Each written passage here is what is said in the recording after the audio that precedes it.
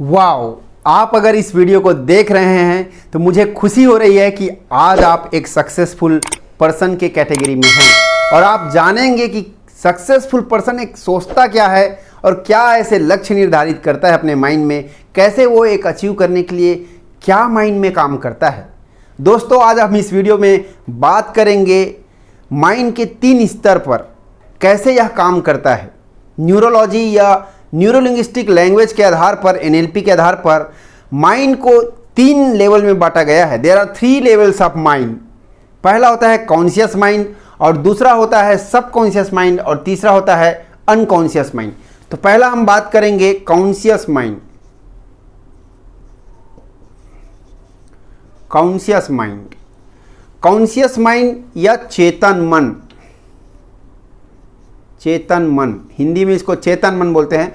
Conscious mind वो mind होता है जहां हमारी अवेयरनेस होती है, जहां हमारी चेतना होती है। जैसे आप मुझे देख रहे हैं, सुन रहे हैं, तो यहां पर आपकी चेतना है, आपकी अवेयरनेस है। तो यहां पर जब भी हम एक्सटर्नल चीज़ों से कनेक्ट होते हैं, कोई भी इंफॉर्मेशन हमारे माइंड में आती है, अगर ये आप हैं और जो भी इंफॉर्मेशन आपको बाहर से आती है, तो वो चीज़ें आपको क्या इम्पॉर्टेंट है उसके आधार पर आपकी प्रायोरिटी डिसाइड करती है, और वो आपके कॉन्शियस लेवल में अवेयरनेस लाती है। तो यही आपकी कॉन्शियस माइंड होती है। दूसरा होता है आपकी सबकॉन्शियस माइंड, जो बहुत ही इम्पॉर्टेंट होता है। ये सबकॉन्शियस माइंड, जिसको अवचेतन मन भी बोलते हैं। अवचेतन मन, आप अगर मुझे देख रहे हैं तो मुझे सुन रहे हैं, राइट, और ये जो चीज़ें वीडियो को देख रहे हैं तो इसमें आपकी अवेयरनेस है, लेकिन इसके साथ ही आपका माइंड कुछ ऐसे इंफॉर्मेशन को साथ में ले रहा है, लेकिन वहाँ पर आपकी अवेयरनेस नहीं है। जैसे मैं कौन से कलर का अपने हाथ में धागा पहना हूँ, कौन से कलर का वॉच है मेरे हाथ में, और कैसा मेरे शर्ट का बटन है। ये सब चीज़ें आपके बैकग्राउंड में प्रोसेस होते रहता है। जैसे आप एक मोबाइल को ऑपरेट करेंगे तो आप देखेंगे कि आप कोई मोबाइल के एप्लीकेशन में काम करते रहेंगे। आपके बैकग्राउंड में भी आप देखेंगे कि आप अगर एक मोबाइल में काम करते हैं तो आप एक पर्टिकुलर एप्लीकेशन पर काम करते रहते हैं, लेकिन आपके बैकग्राउंड में भी कुछ डेटा प्रोसेस होते रहते हैं। तो जो बैकग्राउंड में डेटा प्रोसेस होते रहता है वही सबकॉन्शियस माइंड की एनालॉजी है। हमारे माइंड भी वैसे ही बैकग्राउंड में बहुत सारी चीज़ों को प्रोसेस करते रहता है, और जब आपकी अवेयरनेस वहाँ आती है तो वो डेटा को तुरंत ही वो आपके कॉन्शियस लेवल में स्थानांतरित या ट्रांसफ़र कर देता है। तो ये सबकॉन्शियस माइंड है जो बैकग्राउंड में डेटा को प्रोसेस करता है, बैकग्राउंड में डेटा को प्रोसेस करता है, राइट। और तीसरा माइंड होता है अनकॉन्शियस माइंड। अनकॉन्शियस माइंड, जिसको अचेतन मन भी बोलते हैं। अचेतन मन, ये अचेतन मन को हम ऐसे भी बोल सकते हैं कि ये एक मेमोरी माइंड होता है। मेमोरी माइंड होता है। जैसे अगर मैं आपको कहूँ कि आपने कल क्या खाना खाया था, तो तुरंत आपके माइंड में एक पिक्चर बन जाएगी। हालांकि आप अभी खा नहीं रहे, उसको खा चुके हैं। आपको मैं अगर पूछूं कि आपके लास्ट बर्थडे में आप कहाँ सेलिब्रेट किए थे, तो आपको एक तुरंत उस जगह का पिक्चर आ जाएगा। तो कहीं ना कहीं आपका माइंड ऐसे इंपॉर्टेंट चीज़ों को वो स्टोर करके रखता है, और जब भी आपको पूछा जाता है, आपके अवेयरनेस में, आपकी जागरूकता में लाया जाता है, वो डेटा को तुरंत आपके कॉन्शियस माइंड में स्थानांतरित कर देता है।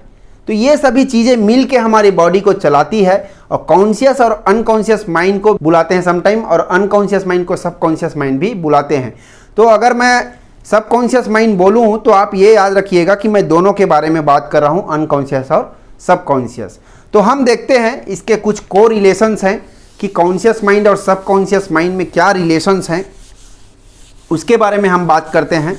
ये बहुत ही इम्पॉर्टेंट है कि जो भी चीज़ें हम प्लान करते हैं हमारे माइंड में, राइट, वो हमें सबकॉन्शियस लेवल में हमें पता होनी चाहिए। नहीं तो क्या होता है कि जो भी चीज़ें हमारी नॉलेज में आ गई है, कॉन्शियस लेवल में आ गई है, जैसे कि आप मान लीजिए कि पहली अगर रिलेशन मैं बताऊं conscious mind and subconscious mind की, अगर मैं रिलेशन बताऊं तो ये हो सकता है पहला केस है कि कुछ ऐसे क्षण भी होते हैं जहां आपकी अवेयरनेस कॉन्शियस माइंड में रहेंगी, कॉन्शियस माइंड में आपकी अवेयरनेस जाएंगी, लेकिन सब कॉन्शियस लेवल में आपकी अवेयरनेस नहीं रहेंगी।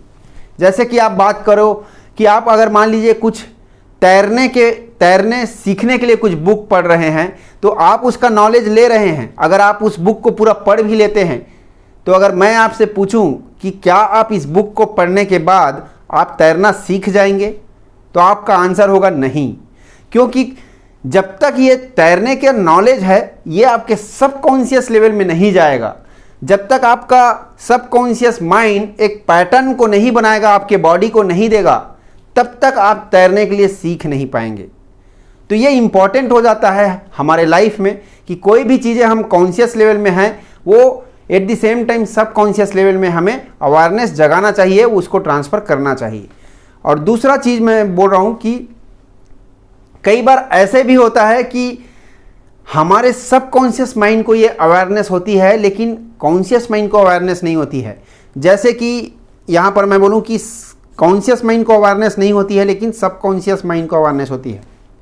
ये क्या हो सकता है?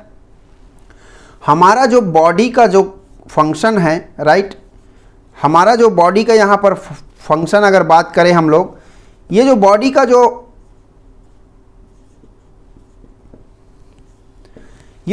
जो फंक्शन है हमारा, हमारे हेयर सेल्स कैसे प्रोटीन बनाते हैं, हमारे एंडोक्राइन सिस्टम कैसे ब्लड फ्लो को मेंटेन रखता है, हम कैसे सांस लेते हैं ऑटोमेटिक, राइट, ये सभी चीज़ें हमारे कॉन्शियस माइंड को पता नहीं है, लेकिन ये सब कॉन्शियस लेवल में अवेयरनेस है। तो इसे चलाता कौन है? हम सोते रहते हैं तो भी हमारी बॉडी सांस लेते रहती है, तो इसको चलाने वाला कौन है, कंट्रोल करने वाला है कौन है? ये होता है सबकॉन्शियस माइंड। यहाँ पर आपकी अवेयरनेस है, लेकिन सबकॉन्शियस माइंड में अवेयरनेस नहीं होती है। तो दोस्तों, जब तक आपकी कोई भी चीज़ आपकी सबकॉन्शियस लेवल में अवेयरनेस नहीं है, आपकी चीज़ें चलने वाली नहीं है, क्योंकि आपकी बॉडी की सेल्स को जो पैटर्न बना के, जो मॉडल बना के, जो ऑर्डर देने का काम करता है, जो चलाने का काम करता है, वो केवल और केवल सबकॉन्शियस माइंड के पास होता है। कॉन्शियस माइंड के पास उसके पैटर्न या वो पैटर्न जनरेट करने की ताकत नहीं रखता है। तीसरा चीज़ मैं बताऊंगा कि जितनी भी हमारी लाइफ में क्षमताएं हैं, जितनी भी हमारी कैपेबिलिटीज़ है, ये कॉन्शियस माइंड के पास कम होता है और सबकॉन्शियस माइंड के पास बहुत ज़्यादा होता है।